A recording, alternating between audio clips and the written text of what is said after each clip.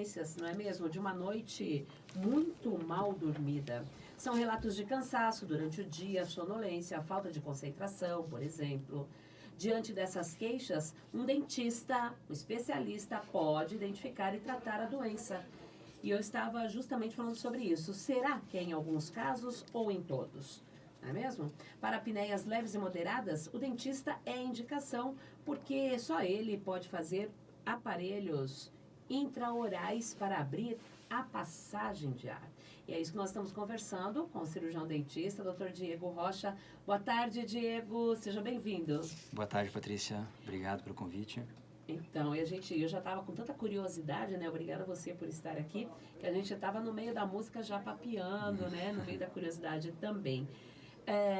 O que é a apneia do sono, né? Essa foi a pergunta que eu fiz agora há pouco. Tem a ver com o ronco? Quem ronca tem apneia do sono? Não necessariamente. Quem tem apneia do sono não ronca necessariamente? Explica para nós a diferença, doutor. Obrigado.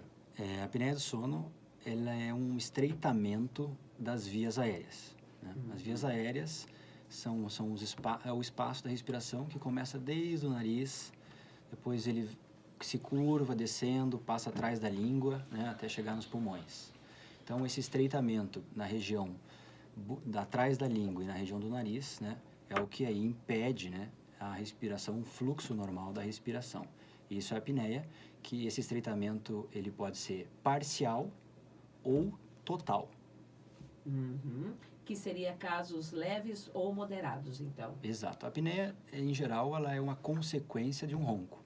Então, vamos imaginar que a pessoa começa tendo um ronco leve, o ronco vai se agravando, até porque o ronco leve já é uma diminuição do espaço, e aí o ronco vai se agravando até eu ter um estreitamento mais importante, né? Então, eu vou imaginar que o canalzinho da respiração ali atrás da língua, né, ele tem uma média de 10 a 12 milímetros de diâmetro, né? E quando eu tenho esse estreitamento, pacientes que têm 3 milímetros de diâmetro, 4 milímetros ou até menos, né? Aí eu já tenho uma dificuldade para esse ar passar. E geralmente à noite, quando a gente está deitado, né, pela própria posição, a mandíbula vai um pouquinho mais para trás, a língua também desce um pouquinho e diminui ainda mais esse espaço, dificultando ainda mais a respiração. Do que quando estamos durante o dia em pé, nos movimentando. Exato, por isso que o nome é apneia obstrutiva do sono. Uhum. Quer dizer, então, que a apneia já é um estágio mais grave de quem tem problemas com ronco. Sim. Quem ronca, às vezes, uma vida inteira, e aí vai agravando a situação. Sem dúvida.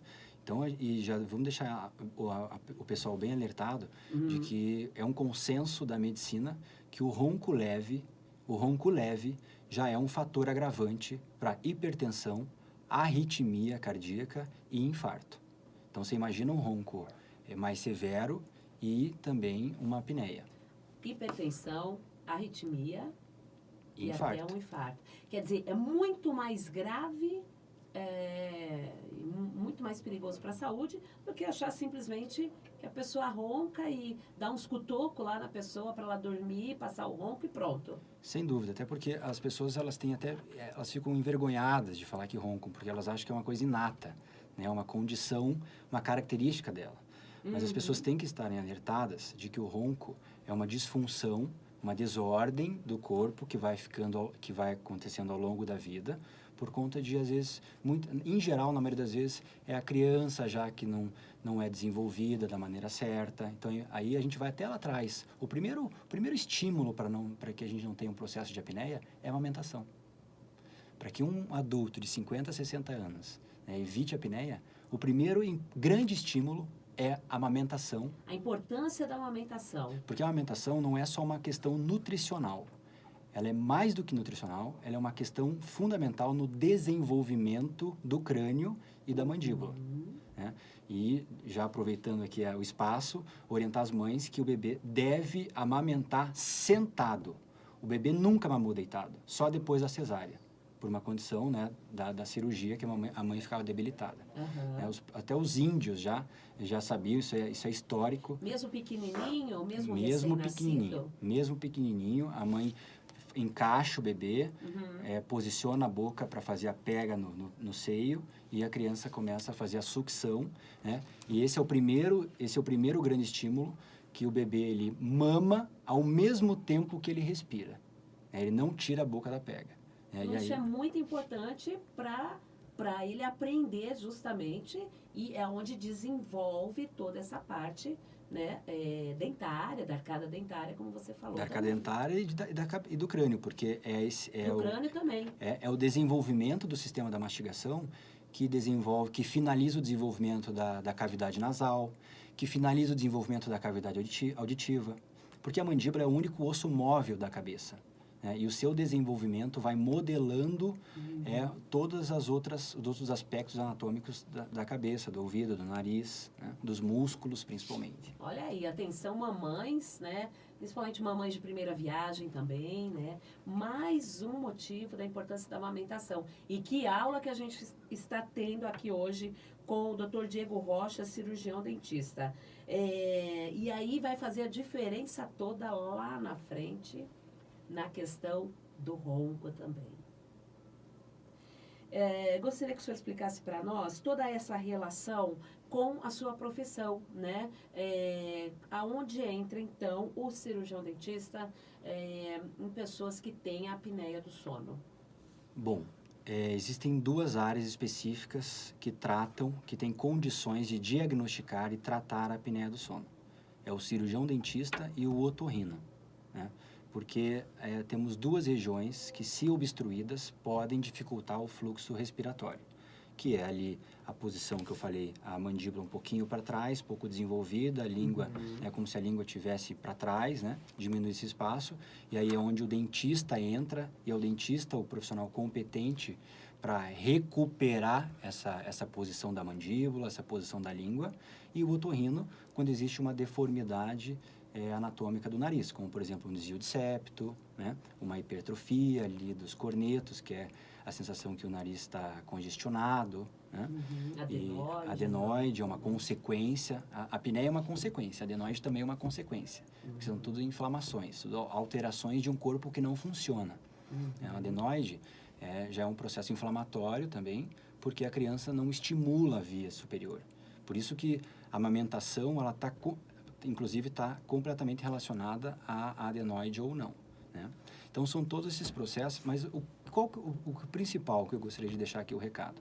Primeiro que 10% da população tem apneia. 50% da população ronca. Tudo isso? Então, nós temos, no mínimo, por uma disfunção respiratória, que é a apneia e o ronco, 50% da população doente. É muita coisa, né, doutor? Sim. E qual é o problema de roncar e qual é o problema de ter apneia? Eu tenho déficit de oxigênio, que é o principal alimento do corpo, assim como a água. E quando eu tenho um déficit de oxigênio, o meu corpo ele gera um processo inflamatório, né? Porque eu não tenho a nutrição, né, do meu tecido, minhas células não têm a nutrição que precisam, não tem esse componente, exato. E aí eu desencadeio um processo inflamatório do corpo. Então, e esse processo inflamatório começa a desenvolver várias doenças, como pressão alta, diabetes, obesidade abdominal, a barriguinha. Então, por exemplo, a barriga, sabe a barriga às vezes até o falso magro, né, o magrinho que é barrigudo, e aquilo ali é uma amostra, é um índice, né, que esse corpo está está com uma doença inflamatória crônica. Esse corpo não está funcionando. Falta oxigênio, falta água, por muitas vezes falta hormônios, porque o corpo é uma coisa só. E se a gente vive um problema hoje na área da saúde, é a incapacidade dos profissionais de saúde conseguirem conectar os pontos. Então, um só opera ali, tira ali, mas não entende o problema. E o paciente vai cada dia mais só aumentando a caixinha do remédio, né? E se for ver, é tudo interligado. Tudo interligado. E vai aumentando o uso de remédios para uma determinada doença ou um problema, mas na verdade se o corpo, a nossa máquina fosse tratada, doutor, tudo diminuiria. Se a gente entendesse o ciclo da saúde, a gente conseguiria tratar as doenças. Por isso a gente não consegue tratar as doenças, a gente consegue controlar os sintomas. A gente conseguiria até não ter determinadas doenças. Sem dúvida. Né? E a apneia é tratável, tem cura, E a cura dela tem uma série de consequências para o corpo, como, por exemplo, o tratamento, né, de hipertensão, o tratamento de diabetes, o controle de peso, o equilíbrio hormonal. Eu imagino que você vai me perguntar do sono daqui a pouco. Exatamente. Inclusive, uma pergunta que eu quero fazer, são 2h45, eu estou conversando com o cirurgião dentista, Dr. Diego Rocha, e nós estamos falando sobre a apneia do sono. Então, muitas vezes a pessoa já pode estar com a pressão alta, tratando a pressão, mas não trata A causa. que é a apneia. Exatamente. Fica como se fosse um cachorro correndo atrás do próprio rabo. Exatamente, enxugando gelo. Sem dúvida. Com relação ao sono, a gente também ia falar sobre isso, né? Com relação ao sono da pessoa. A apneia do sono, como ela... Porque uma das coisas fundamentais para o equilíbrio do corpo é a respiração nasal. E a odontologia, junto com o otorrino, é a área da saúde que é responsável por manter e cuidar de um fluxo nasal, que é fundamental para o equilíbrio do corpo. Quando a mandíbula está posicionada mais para trás, ou existe uma deficiência no nariz, esse indivíduo não consegue respirar, inspirar o ar pelo nariz, né, e nem devolver. E aí, ele é obrigado a abrir a boca. Né? Quando ele abre a boca... Para respirar, né? Ele abre a boca, exato. Ele joga a mandíbula mais para frente e aí abre o canalzinho lá da respiração, né? Então, aí são pacientes que, em geral, respiram pela boca por conta disso. Só que quando você abre a boca, você já não consegue mais respirar pelo nariz. E aí você tem as consequências de uma respiração bucal, que é 30% menos oxigênio, um ar contaminado, que não é filtrado, e um ar frio. Quando o ar frio chega nos pulmões, ele irrita os pulmões. Ao contrário da respiração pelo nariz, eu tenho um ar puro, né, úmido e quente. Então, ele dilata os brônquios, eu tenho uma maior absorção desses nutrientes, né, do oxigênio principalmente. Quer dizer, mais um problema para a pessoa. Sem dúvida. Então, e quando, por exemplo, eu durmo e eu sou obrigado a abrir a boca para respirar, quando eu abro a boca, para eu respirar a boca, eu preciso contrair vários músculos da face. E essa hipercontração, essa hiperatividade dos músculos, impedem o meu repouso completo durante o sono. E aí eu não consigo completar os ciclos do sono, principalmente, né, a terceira e quarta fase, onde são fases do sono que são responsáveis pelo reequilíbrio hormonal. Então, uma consequência também da apneia é uma depressão do sistema nervoso central por um déficit de produção hormonal e metabólica. Porque a pessoa não dorme direito. Sim. Daí não respira direito. Inclusive, a gente sabe do ditado que criança que não dorme não cresce. Todo mundo já escutou isso, né? Porque existe um hormônio, por exemplo, GH, que é produzido durante o sono, né? Quem dorme emagrece, né? Porque exatamente você controla hormônios que aumentam cortisol, inflamação, aumenta outros hormônios. Testosterona é um deles, né? Os precursores da testosterona, que dão sensação de vitalidade, né? De atividade. Então, a sensação é que a pessoa, quando tem um distúrbio do sono, ela acorda mais cansada do que ela ficou em dormir. Acorda irritada, improdutiva, é sonolenta, chega no meio da tarde, já está pedindo, por favor, tomara que esse dia acabe, porque eu preciso, né, deitar de novo. E é uma vida difícil. Então, esses são indivíduos que a gente costuma dizer que eles sobrevivem, né? Não existe qualidade de vida, não existe vida, existe uma sobrevivência. E essa parcela da população que sofre da apneia do sono, eles costumam procurar, então, tratar o problema. Eu já entendi que tem que ser feito junto, né? O otorrino com o cirurgião dentista. Às vezes, tem que ser diagnosticado junto, né? Às vezes, a apneia é só o fator odontológico. Às vezes, é só o fator otorrino. Às vezes, é um pouco da mandíbula para trás e um pouco da alteração do nariz, né? Então, pode ser esses três modelos, né? A procura pelo tratamento, como de acordo aí com essa parcela, né? 10% da nossa população que sofre da apneia. Isso é uma questão de saúde pública. A procura pelo tratamento é muito baixa, porque existe um desconhecimento, né? A área médica, inclusive, quando não consegue tratar, por não ser uma questão de otorrino, mas também não consegue tratar, e aí inventam-se aparelhos tentando, né, melhorar a situação, mas você nunca tem uma cura. Então, existe um desconhecimento, né, da área médica sobre a apneia, e onde a medicina consegue daí controlar os sintomas, em geral, né? Existe também um desconhecimento da área odontológica, né, mais profundo sobre esse tema. Então, existe um desconhecimento geral que atinge todos os níveis da população. Né? Eu mesma não sabia. Sem dúvida. E é tão importante isso, porque tem estudos que mostram que 8 anos de apneia do sono, a gente tem um índice de óbito de 35%. Quando essa doença é tratada, o índice de óbito cai para 4%. Eu gostaria que o senhor explicasse para nós, doutor Diego, então, a diferença, porque normalmente a pessoa que sofre a apneia do sono, às vezes nem sabe, né? Sim, ela é silenciosa. Quem sabe é quem está ao lado, é a família. A diferença de quem ronca e de quem tem apneia do sono. A gente tem que imaginar que a apneia do sono ela é um avanço, né? É um problema mais agravado do ronco. É a consequência. Exato. Né? Então, por exemplo, quem ronca já tem um déficit de respiração, já tem menos nutrição de oxigênio, já começa a ter um sistema circulatório, cardíaco mais sobrecarregado, o coração começa a trabalhar mais, porque como falta oxigênio, ele tem que bombear mais para tentar trabalhar com o que ele tem. Então, o ronco leve, eu já começo a ter, digamos assim, uma sobrecarga, começo já a sobrecarregar o meu sistema.